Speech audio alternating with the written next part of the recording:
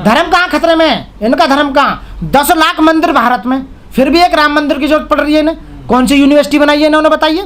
एक भी यूनिवर्सिटी इन्होंने बनाई हो तो बता दो, एक भी कॉलेज बनाया हो तो बता दो, एम्स एक भी बनाया हो तो बता दो। कुछ करा है इन्होंने डेवलपमेंट, बताइए ना। बैंक खाली कर दिए, मंदिर के नाम पर कई हजार लाखों करोड़ों रुपए इन्होंने चंदा ले लिया, समझ रहे हो ना। प्रधानमंत्री कोष में दुनिया भर के पैसे ले लिए इन्होंने। कर क्या रहे हैं? जनता को चूस रहे हैं, महंगाई बढ़ा रहे हैं, मार रहे हैं जनता को। जो इनके खिलाफ आवाज उठाएगा, मैं ज्यादा आवाज उठाने लगे क्या तो मेरे मर्डर करवा दे। मैं इनका कुछ ना पता कि ज्यादा बोल रहा है, इसे जेल में डाल दो, NSA लगा देंगे। NSA समझो, NSA 1 साल तक कोई सुनवाई नहीं है, उसे अंदर डाल देंगे। इनकी मनमानी चल रही है पूरी तरह से, सबको डराना चाहते हैं, लेकिन डरने वाला कोई नहीं है यहाँ इंडिया में। कभी सोच रहे हैं रामराज तो उस समय भी नहीं था, जब पहले जब रामराज की बात होती थी, उन्होंने जब भी नहीं था। बताओ, सम्मुख ऋषि को मार दिया था राम ने। इन्होंने बहका के, सम्मुख जो ऋषि था वो दलितों को शिक्षा दे रहा था, तो इन्होंने क्या करा, राम से बोले कि एक वो है दलित ऋषि, वो दलितों को शिक्षित कर रहा है, वो उसे ही मरवा दिया इन्होंने। रामराज की बात करो तो, समझ रहे हो ना, रामराज की बात करो तो रामराज की कहानी सुन लो। एक भजन है, असल भेद को छिपा लिया बहका के दुनिया सारी को, रावण ने सीता को नहीं छल लिया उसी बलकारी को। धरती में समा गई थी सीता पति राम के हाथ लगाने से, और उस दिन धरती क्यों ना फाटी रावण के सीता चुराने से। अरे धरती तो उस दिन फटनी चाहिए थी जिस दिन रावण सीता को चुरा कर ले गया था। रामचंद्र जी के हाथ लगाने से धरती कैसा फट गई सीता के, बताइए ना। तो इन्होंने असल भेद को छुपा लिया था, बहका के दुनिया सारी को।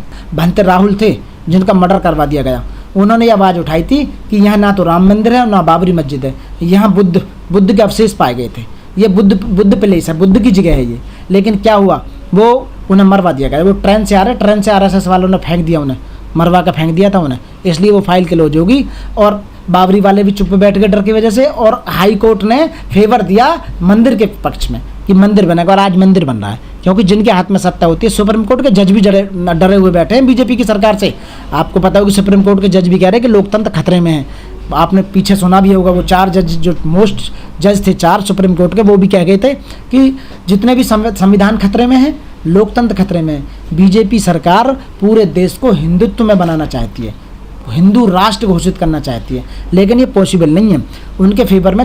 यदि हम ये भी कहें कि जिस स्टेट में जीते हैं 40% वोट उनकी हैं, 60% लोग तो अभी भी असहमत हैं, अभी भी माइनॉरिटी में हैं, वो ऐसा नहीं हो सकता। ये डरा रहे हैं लोगों को, धमका रहे हैं लोगों को भय बैठा रहे हैं। मुस्लिमों पर और आदिवासियों पर, दलितों पर सबसे ज़्यादा अत्याचार कर रहे हैं ये सबसे ज़्यादा, क्योंकि ये ना वोट नहीं देते।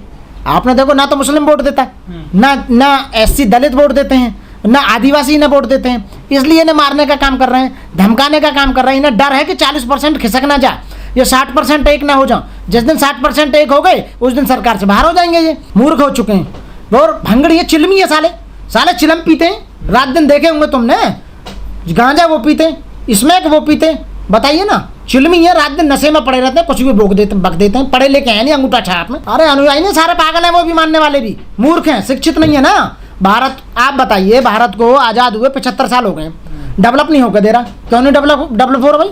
अमेरिका, ब्रिटेन सारे डेवलप होकर क्यों नहीं हो रहा भाई? जापान है, छोटा सा कंट्री है, वो देश है, कंट्री है, वो डेवलप होगा। ये जानबूझ कर डेवलप नहीं करना चाह रहे हैं, भारत को एज इट इज रखना चाहते हैं ये, और ऐसे रखेंगे इसे।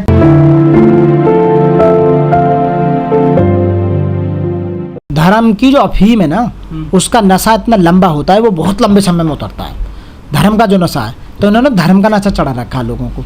और सबसे ज़्यादा OBC वाले इसमें वो आ रहे हैं। OBC वालों की आंख नहीं खुल रही। जिस दिन OBC वाला जाग गया ना, OBC ग्रुप, कि तुम्हारे साथ, तुम्हारे बच्चों के साथ, तुम्हारे भविष्य से खेला जा रहा है, तुम्हारी हिस्से की संपदा, जायदाद, पैसा सबको लूटा जा रहा है, जिस दिन उनकी आंख खुल गई, पता वहाँ कौन जाते हैं? कावड़ लेने कौन जाते हैं?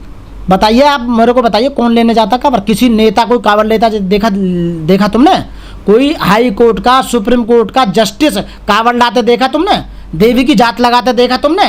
कोई डॉक्टर, कोई इंजीनियर, कोई वकील, कोई जज, कोई प्रोफेसर, या कोई भी ठाकुर, कोई भी बनिया, कोई भी पंडित तुमने जात लगाते देखा?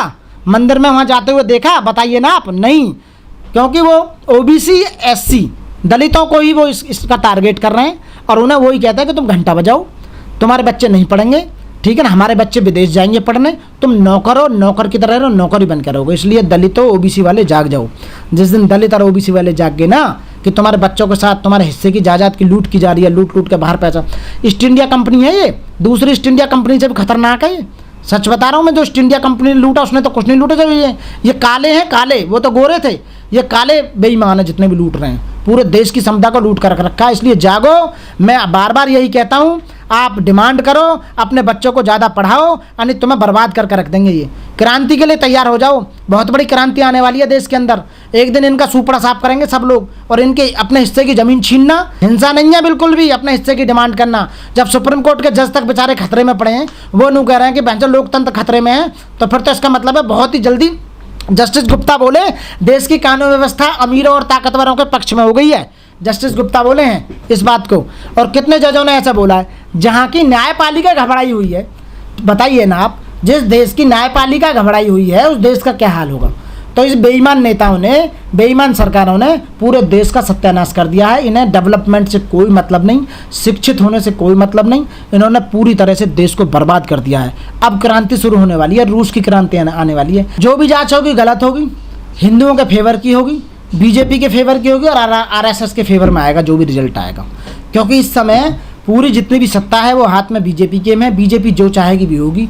वो हिंदुओं को मारना चाहे, एससीओं को मारना चाहे, दलितों को मारना चाहे, मोमडनों को मारना चाहे, आदिवासियों को मारना चाहे, खूब मरवा लो। उन्हीं के संगठन है बजरंग दल, विश्व हिंदू परिषद, जितने भी इनकी संस्थाएं हैं वो सब यही काम करने का काम कर रही हैं, दबाने का काम कर रही हैं। क्यों हिंदुत्व का क्या मतलब, हिंदुस्तान हिंदू का मतलब क्या है बताइए। भारत, यह देश का नाम है भारत। भारत एक संघ है, ठीक है ना, राज्यों से बना हुआ एक संघ है। रियासतों को भारत के नाम से, संविधान में कोई हिंदुस्तान वर्ड ही नहीं है। हिंदू कोई वर्ड मैंने संविधान में पढ़ा नहीं है, मैंने कम से कम 10 बार संविधान पढ़ लिया भारत का जो बाबा साहब ने बनाया था। ना हिंदुस्तान कोई वर्ड है, ठीक है ना, दैट इज भारत। भारत ही है बस, केवल भारत वो है, इंडिया दैट इज भारत ना। तो वो तो अपनी सोच को थोपना चाहते हैं, लेकिन ये संभव नहीं है, ये संभव नहीं है भारत देश के अंदर। यदि इन्होंने इस तरह की जादी करी तो इसका मतलब समझो कि यहाँ क्रांति आएगी, मारकाट होगी, लोग मारे जाएंगे, जो ये चाहते हैं। बीजेपी वाले यही तो चाहते हैं। आरएसएस जो रात दिन ट्रेनिंग दे रहा है लठ बजाने की, फरसा की, त्रिशूल की, तलवार की, गोली की, डंडे की, क्या अपनी सेना बनाएंगे क्या अलग? अब से पहले तो राम मंदिर बनाएंगे, राम मंदिर बनाएंगे, आपने देखा अब वो टॉपिक खत्म हो गया। मुसलमानों ने, जब मुसलमानों शासकों ने जितनी भी पैसा था उन्होंने यहीं पर लगाया, वो कहीं नहीं लेके गए। लेकिन बीजेपी के सारे नेता विदेश में जमा कर रहे हैं सारे पैसे, स्विच बैंक में, एक एक के अकाउंट में 1 लाख करोड़ रुपया पड़ा हुआ। जो अभी रिपोर्ट आई है ना स्विच बैंक की, 8 साल में सबसे ज़्यादा पैसा भारत का जमा हुआ। और सरकार किसकी चल रही है भारत में? बीजेपी की सरकार चल रही है ना, उन्हीं के तो पैसा जमा होंगे। और वो किसके जमा होंगे?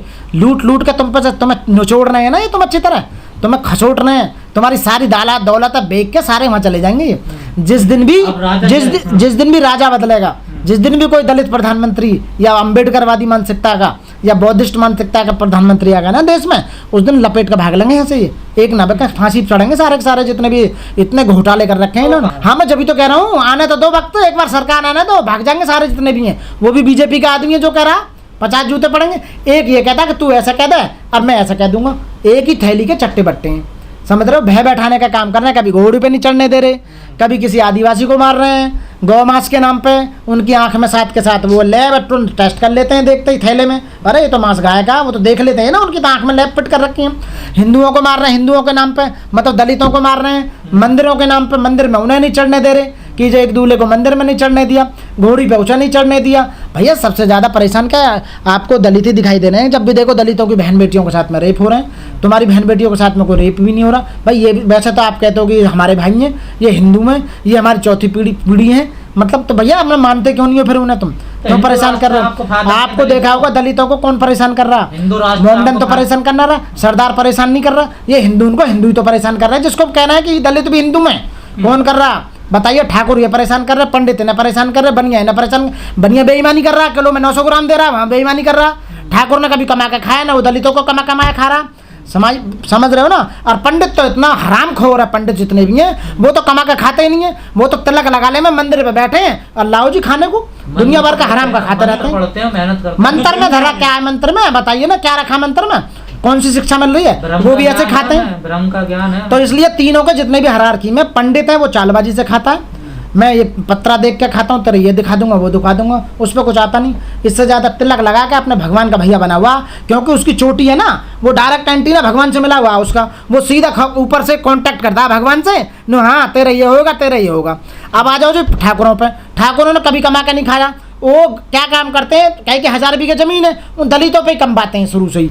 और उन्हीं के बच्चों के साथ में शोषण करते हैं और उन्हीं को उनकी मजदूरी नहीं देते हैं। ये इन्होंने कभी कमा कर नहीं खाया। और बनिया इतना महाबेईमान है, वो किलो में 950 ग्राम वैसे ही तोला है। देखो जितने भी ये पेट्रोल पंप है आप तुलवा के देख लो, यदि अलग आपको पेट्रोल नहीं देगा कट्टी में, पता है कि 1000 लीटर मतलब 1000 ग्राम वो देना पड़ेगा मिली, उसमें जो ऑलरेडी 100 ml कम है।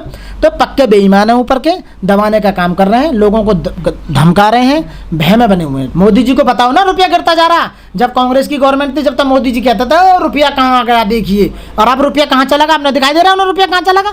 जब तो सिलेंडर भी उन्हें 450 रुपये का महंगा लग रहा था, 400 का, अब 1000 का सिलेंडर भी महंगा नहीं लग रहा उन्हें। अब तो पेट्रोल के जो दाम थे उस समय कितने कम थे, आज 105 पे भी। पर कुछ कमीने कुत्ते आज भी ऐसे हैं जो अपने आप को भक्त मानते हैं, वो ये कह रहे हैं कि बेशक महंगा हो जा कोई फर्क नहीं पड़ता, पर भाई हिंदुत्व में होना चाहिए। उन्हें इसी बात का डर है, पता नहीं क्या मिल रहा है। देश के विकास से जरूरत नहीं है उन्हें, शिक्षा से जरूरत नहीं है उन्हें, रुपया गिरने से कोई मतलब नहीं उन्हें, ठीक है ना, कहीं चले जाओ, उन्हें देश के मतलब विकासशील बना रहा है देश, उससे कोई फर्क नहीं पड़ता। पर हिंदू की बात को बस